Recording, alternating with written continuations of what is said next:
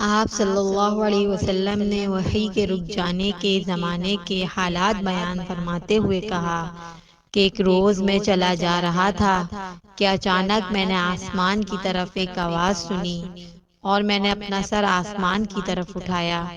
کیا دیکھتا ہوں کہ وہی فرشتہ جو میرے پاس غار حرا میں آیا تھا، وہ آسمان اور زمین کے بیچ میں ایک کرسی پر بیٹھا ہوا ہے۔ میں اس سے ڈر گیا، اور گھر آنے پر میں نے پھر کمبل اوڑھنے کی خواہش ظاہر کی۔ اس وقت اللہ تعالیٰ کی طرف سے یہ آیات نازل ہوئیں: اے لحاف اوڑھ کر لپیٹنے والے، اٹھ کھڑا ہو اور لوگوں کو عذاب الہی سے ڈرا، اور اپنے رب کی بڑائی بیان کر، اور اپنے کپڑوں کو پاک صاف رکھ، اور گندگی سے دور رہ۔